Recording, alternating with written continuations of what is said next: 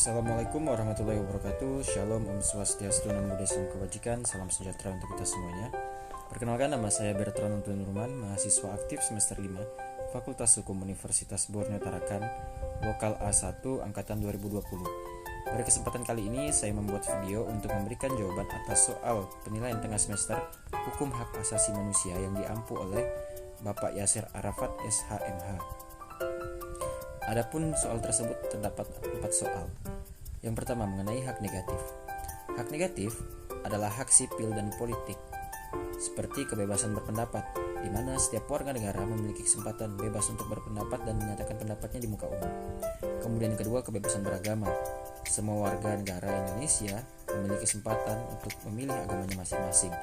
Kemudian hak-hak untuk hidup, hak milik pribadi, kemudian equality before the law atau persamaan di mata hukum. Dasar hukumnya ialah Undang-Undang Nomor 12 Tahun 2005 tentang pengesahan Konvenan Internasional Hak-Hak Sipil dan Politik serta pasal 28E Undang-Undang Dasar 1945. Kemudian yang kedua, soal nomor 2 mengenai tenaga kerja perempuan yang kurang.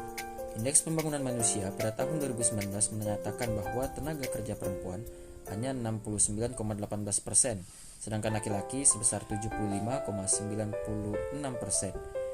Hal ini mengapa bisa terjadi? Yang pertama, adanya ketimpangan sosial di masyarakat.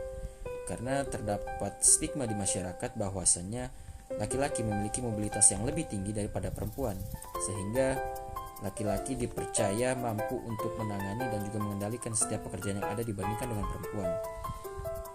Kemudian juga ada pengaruh dari ajaran agama, di mana antara laki-laki dan perempuan terdapat beberapa perbedaan, di mana perempuan itu lebih cenderung dengan tugas-tugas yang ada di dapur, sedangkan laki-laki lebih sering melakukan tugas-tugas di luar, serta fleksibilitas tersebut yang menyebabkan laki-laki lebih banyak mengambil pekerjaan di luar dibandingkan dengan perempuan. Hak pekerjaan laki-laki dan perempuan juga telah diatur dalam Undang-Undang Dasar 1945, yakni pada pasal 28D ayat 2.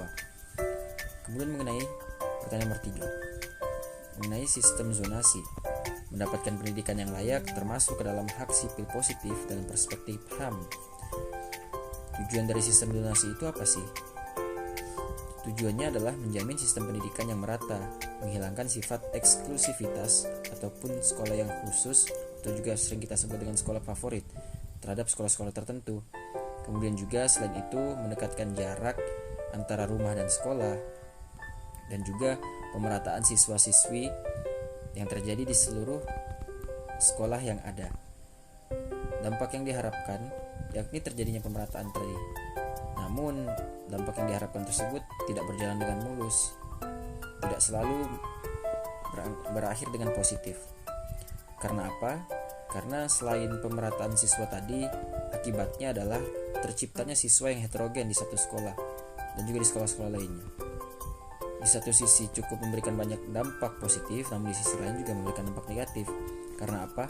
Karena siswa yang heterogen tadi juga dapat menyulitkan guru dalam melakukan kegiatan belajar mengajar, karena mulai dari siswa yang beragam tadi, beragam pula kemampuan untuk memahami materi yang dijelaskan oleh guru. Jadi guru harus benar-benar menyesuaikan kemampuan siswa tadi. Kemudian juga hak anak ini untuk memilih sekolahnya juga telah dilanggar, karena sistem zonasi ini mengakibatkan siswa-siswa tadi tidak dapat memilih sekolah sesuai dengan apa yang mereka inginkan, melainkan sekolah yang terdekat dari rumah mereka. Kemudian daripada itu, sistem zonasi ini juga kemudian menyekat sekolah-sekolah swasta, di mana apabila sistem zonasi ini diterapkan dan sudah diterapkan, ketika siswa tersebut mendaftar, mereka langsung terpilih atau tertuju kepada sekolah negeri terdekat, sehingga sekolah swasta mengalami kesulitan mencari siswa dan siswi.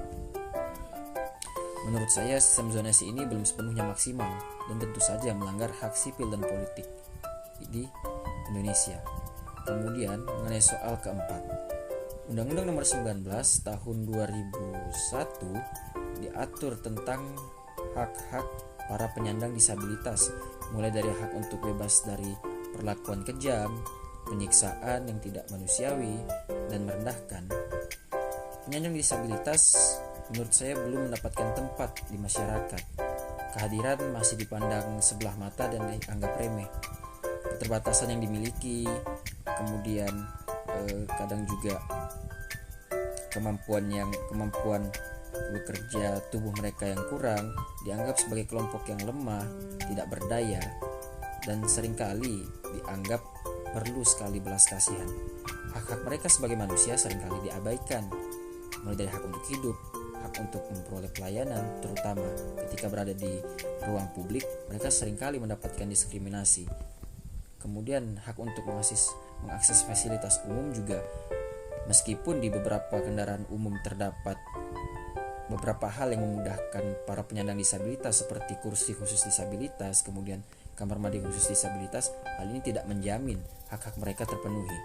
Padahal Undang-Undang Dasar Negara Republik Indonesia tahun 1945 sudah sangat-sangat tegas menjamin hak para penyandang disabilitas ini. Setidaknya terdapat pada pasal 28H ayat 2 Undang-Undang Dasar 1945 yang dimana menyebutkan bahwa setiap orang mendapat hak, kemudahan, dan perlakuan khusus untuk memperoleh kesempatan dan manfaat yang sama untuk mencapai persamaan dan keadilan di dalam masyarakat.